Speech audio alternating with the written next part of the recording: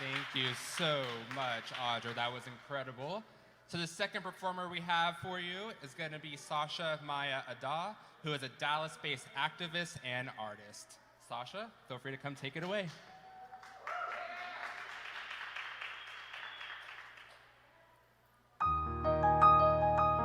Do you ever have this feeling when you wake up in the morning that you're in love, but you don't know with what? It's this feeling that you want to love strangers. You want to kiss a man at the post office, or the woman at the dry cleaners, or you just want to wrap your arms around life itself, but you can't. And this feeling wells up, and there's nowhere to put this great happiness. And then you're floating, and then you're falling, and then you just become unbearably sad, and you have to go lie down on the couch. I'm not particularly smart. I'm not particularly beautiful, but I suffer so well that when a stranger sees me cry, they see a river they haven't swum in, a river in a foreign country. So they take off their trousers and they jump in the water. They take pictures with the waterproof camera, and they dry themselves in the sun, but I'm still wet. Sorry, am I acting weird?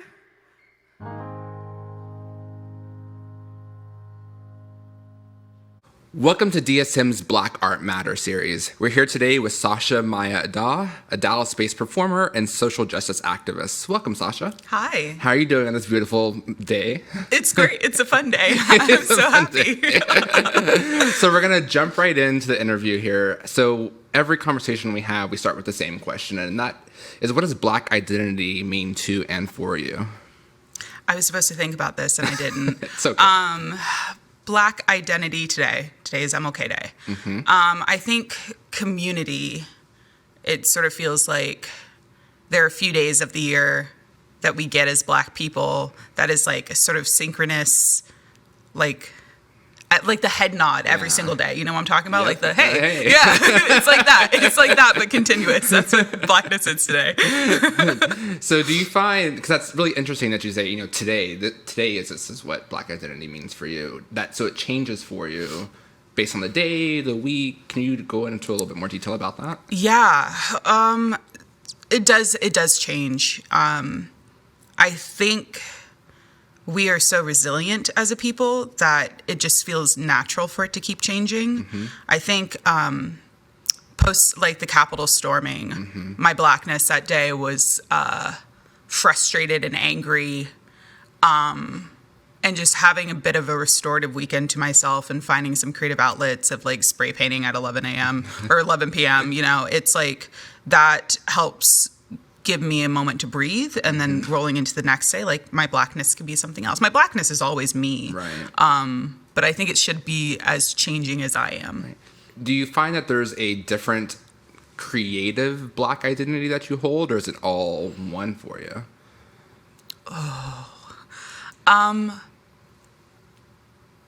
It's not all one, but it's definitely a journey. Mm-hmm. I think if you'd asked me that, like when I was in high school, I would have said yes, like my Blackness is my art.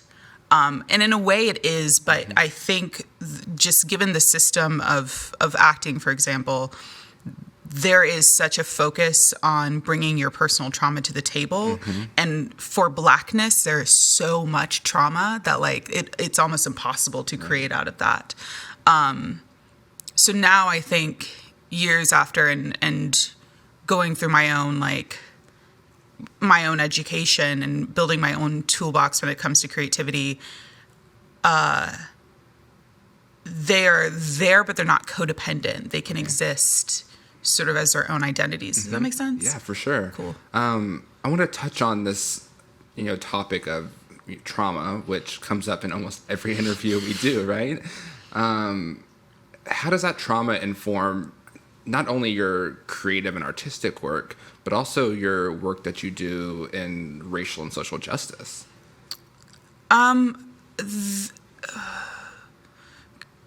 Creatively, I think it's helped me build boundaries, not in ways that block off the impulses or good meaty things that Doesn't actors want to do. inhibit the Yes, creativity. I think it protects. It creates a safe space for myself. Theater, in my experience, more times than less, has not been a safe space for what I bring, for who I am and what I bring to the table because of who I am. So I think being able to identify that with myself, it means at least that I'm a safe space for me. Right. And the work that I do, it's made me almost turn 180 degrees. It's made me focus on, oftentimes, so I work with kids, teenagers, and oftentimes their impulse is to dig into that trauma. And their brains are not even developed yet, right? So they're really going to fixate on that and they can start spiraling. And instead, I always say, what's the other side of the coin? How do you get yourself out of that moment? Or what is a gift you can give yourself in that moment? And I think that sort of healing joyousness is what I'm really passionate about when it comes to the work. Yeah, I love that answer, especially, trying to find that joy through that trauma. When you say that theater has often not been a safe space for you in your creative work, has that been a Dallas-based experience that you've had, or just throughout every experience you've had in our sector? I would say majority here, but I've spent most of my professional acting career here. So by default, yes. But I also think it's just the willingness to talk about what we all bring to the table and being aware and educated enough to understand how to navigate those conversations. Training wise, I didn't understand the effects until maybe last year, summertime. Really taking a look back and seeing, why was I only given piano lesson? Why didn't I know more Black playwrights when I was growing up? Why didn't I see more people who looked like me? And then as you get older and you start becoming more aware and you start wanting to create more and then wanting to create with people that look like you and have similar experiences, it's holy crap, I never had that before. Where was it? As far as here, I was very lucky in that pre-pandemic, right before it hit, it was back-to-back jobs that felt like an anomaly. I had never experienced it before, and I was I want more. I need more. But before then, I think the contrast of having that and then noticing that it was severely lacking in my work made me go holy, I don't know. Yeah. What am I doing next? Yeah. So staying on this topic of, the Dallas art scene for a second, we've heard a lot from our theaters, and not only our theaters, our entire performing arts community over the past year, really, where, the work that they're saying they haven't necessarily had to back up in programming because they're not producing. As we hopefully start to get out of this pandemic world that we're living in and more back to getting artists and art on stage, where do you see our sector going? And do you see or think that the transformations that were promised will carry over? I don't think that they'll be carried over. I think the impulse is going to be for many of them to drop it, to drop the empty promise that was made in, June of last year. I think there will be a strong group of people who've done the work over the course of a year to say this is wrong. But change is hard. Yeah. And change is scary. And when change specifically targets your own privileges and ease of life. Not saying that life is easy, but saying that there is an ease in which you go through life sometimes. That requires a lot of depth in looking at yourself. And that's scary. And especially people who have claimed to support and help and have actually hindered. I don't know how many people are going to really want to do that work. Yeah. I hope.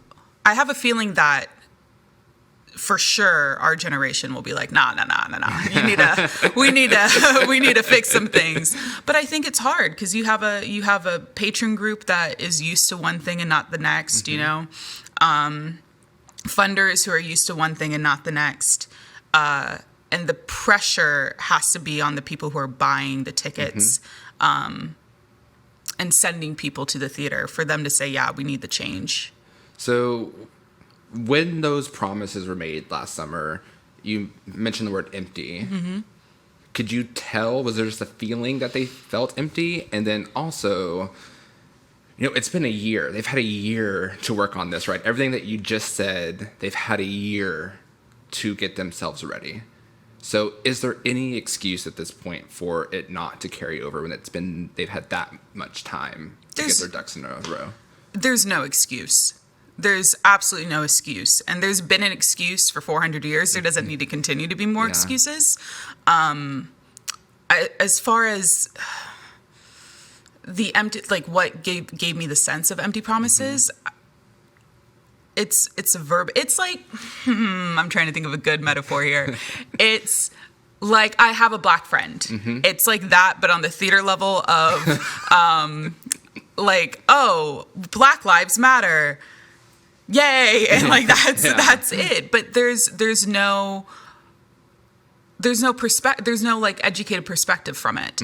And so you can go through and you can say the really important things of we're going to work on our diversity and inclusion. We're going to make sure everything's equitable, which is great words. And I will say the good thing is that it's in writing. Yes. So when I look up my receipts and I'm like, nah, you wrote this 6 months ago or whenever. On this date at this time. Yes, exactly. I can hold you to it. But I think it's, I don't know. Maybe I'm being pessimistic. No, I personally don't think you are. And I've had many artists that I've interviewed who feel the same way. And it's going to be an interesting time, I think, when we come back and see, you know, where are we? I'm curious, so from an advocacy and activism standpoint, what role do artists have to hold our theaters accountable, but at the same time really walk that tight line that, you know, Black and brown artists have to walk to, where we still want to be hired, and sometimes when we speak up, that hiring is affected? I think that question makes me think of you build your own space and you let the other spaces go, you know, sort of thing, which I understand that mentality. You build it for yourself and then like it's the thing that you want. But I also feel like that is something that can be made into a bubble, and then you just have two bubbles operating by themselves and there's no cohesiveness and there's no change and evolution. The line, I think it is inherent in the work that we do as artists to advocate. We are storytellers, which means that we have to lend ourselves, our guts, our hearts, our minds to listening and to speaking with empathy, speaking through empathy maybe. And as far as towing the line,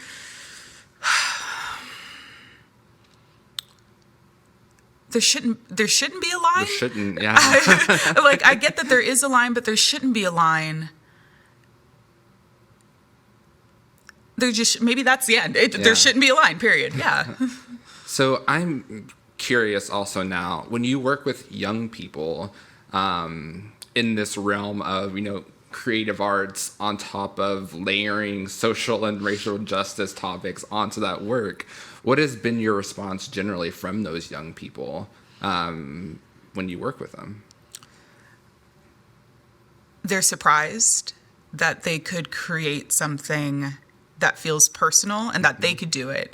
A lot of the kids I work with, they've never done a play, they've never written a poem, they've never tried to dance or do a rap or anything like that. And so walking them through and not handing them everything, just saying, here's sort of an open book. What do you want to write? And then helping them understand how that is creative. It's beautiful to watch, but it's also a little sad because it's missing from their everyday. It feels a shame that at 14, 15, 16 years old, this is the first time they're having an experience like that. And there are some kids I work with that they wouldn't be in the room if they didn't have an offense on their record. And so it sucks that they have to get in trouble to be able to be in a room where they can now get to discover themselves. Right. So trying to figure out how we can get that experience into the room before they get into trouble is really what we're looking for. So they don't feel like they have to reoffend to get into the room, you know? So it sounds like you're kind of jumping to a social or criminal justice reform world too then there, with the students you work with. What is that like? That is, I think, the clearest image of systemic racism in America is, for instance, in Texas, we have a law that if you run away from home and you're under 18, that is an offense. You can get arrested for that. You can get put in jail for that. Not understanding the circumstances that may put a kid into wanting to run away, right, or rehabbing that kid.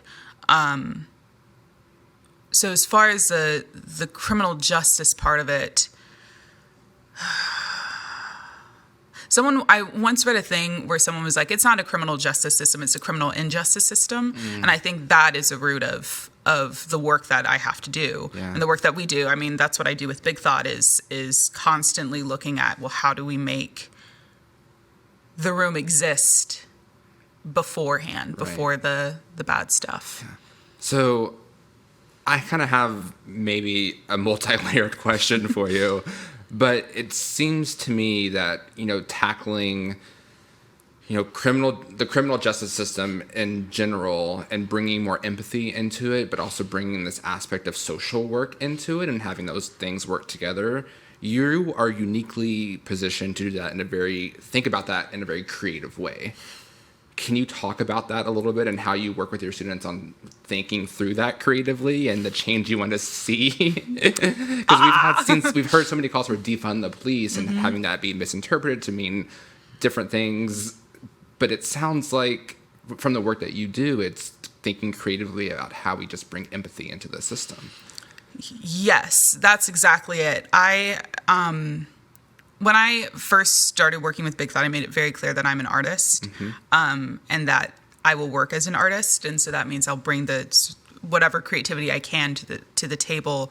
I see the work. For instance, my mom is a guidance counselor. She got her history degree and then counseling degree, and she's one of those people that is incredible in that she works tirelessly to get 100% graduation rate in any high school that she works at, and she's done it successfully for the majority of her years.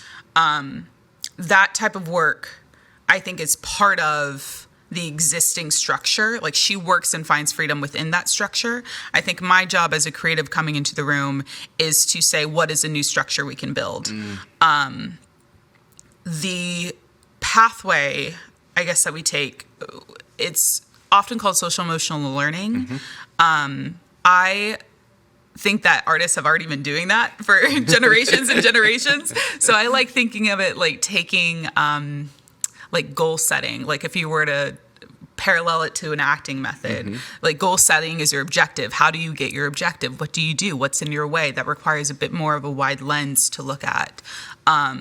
So if a kid comes in for a 7-week program and they're a bit quiet and reserved, first step is making sure that they know they have permission to be in the space and that the space cannot exist without their voice. Otherwise, it's a different space. So already attributing not a value, but an importance and a necessity for them.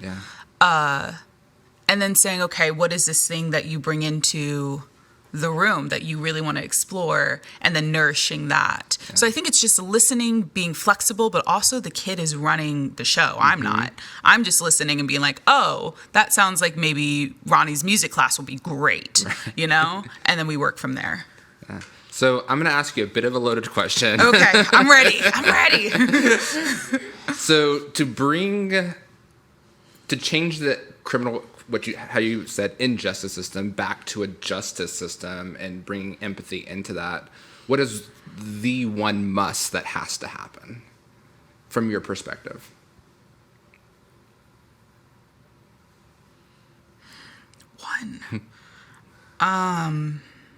And if you say it's not just one, it's a multitude, that's okay too. But I'm just curious, like, what is the absolute must that has to happen?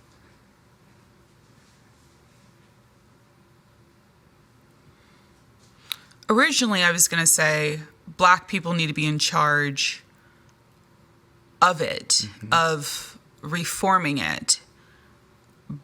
But I don't think that's our job. And I also feel like, and the reason my impulse to go that way was because there's so many Black people in the system right now, but that also should not exist. So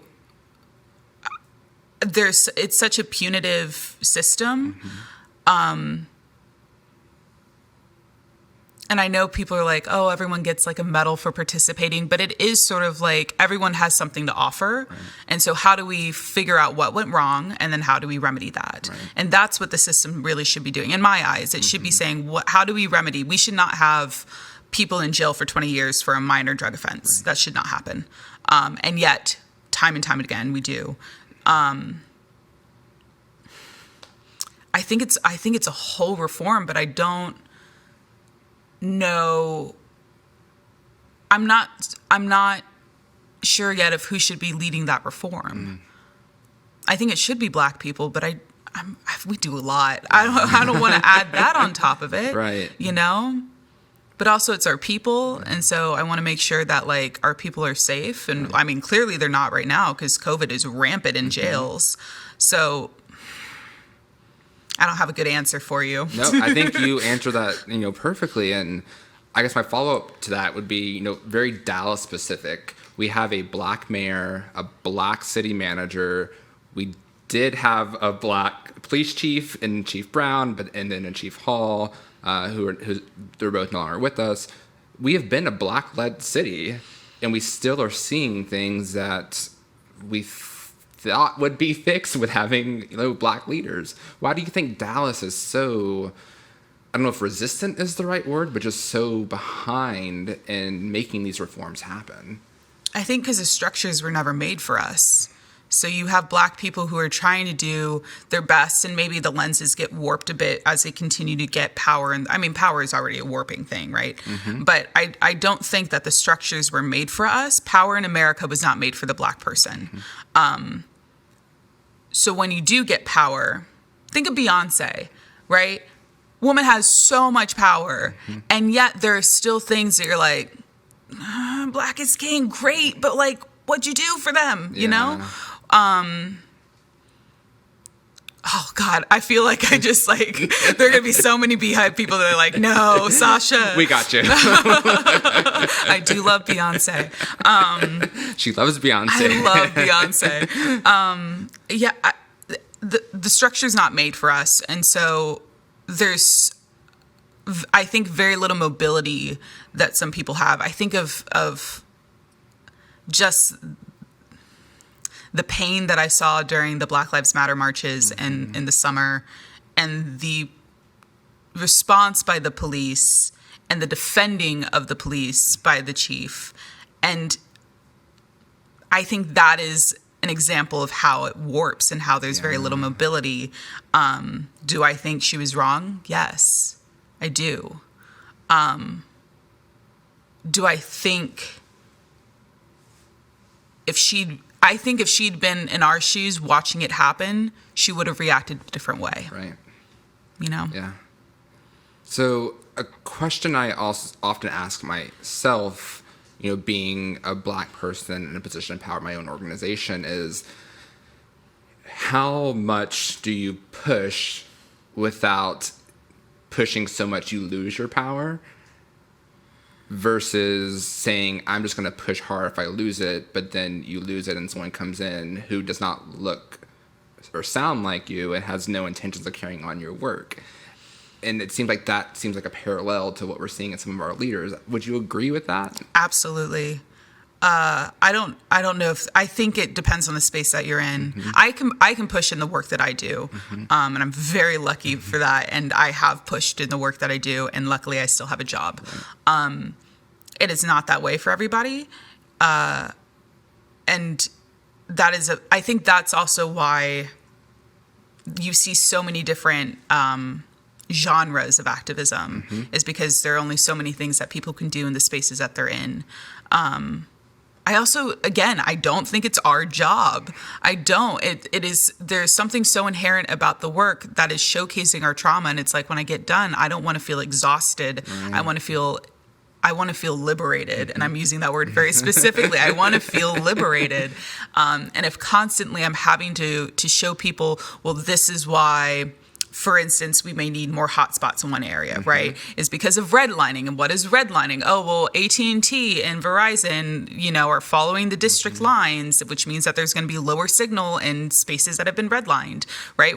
Why were they redlined to begin with? Racism, that's a lot of breaking down those steps, and having to do that every single day for every single ask or need that you may have.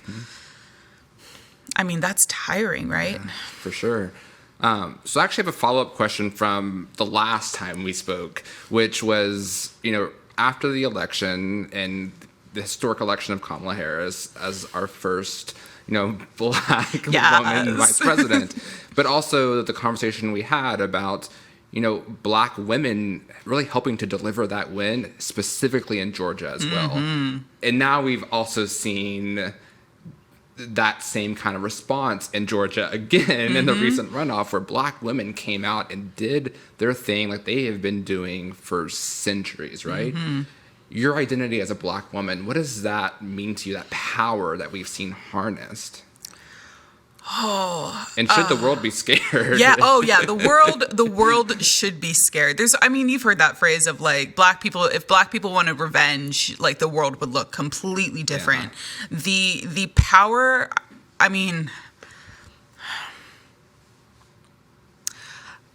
as a Black woman, I feel like there are times when like that strength and that power are put on me, and I'm like, I'm so tired. I want to carry the strength and the power, right? I think for Black women, there's this like beautiful complexity of the power is softness, the power is listening, the power is like funny jokes. Like we're really beeping funny, like we're great. Like our powers and our like our spines and our guts and our hair and like in our lack of hair and however we want to exist.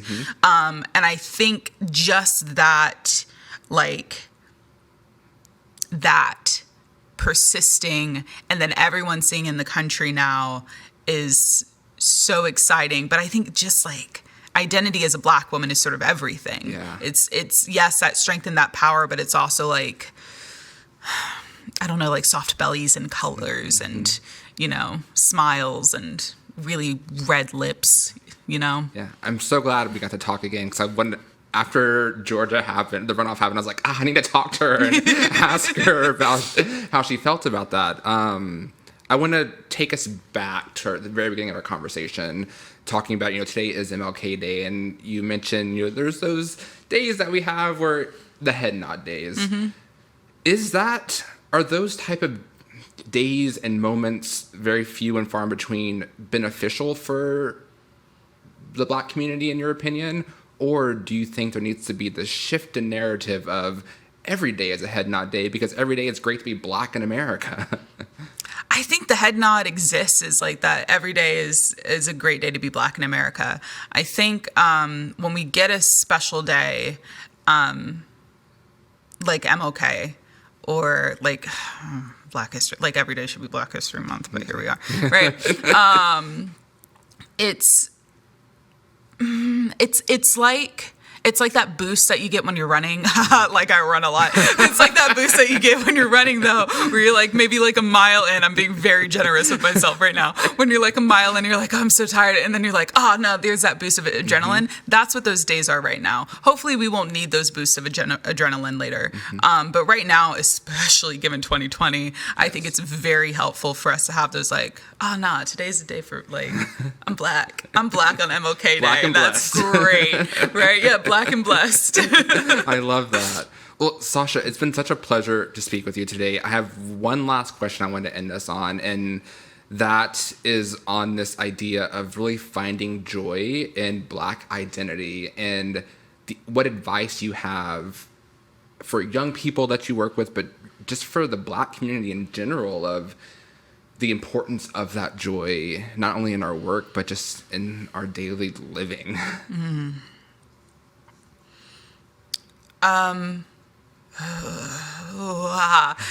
Such good questions.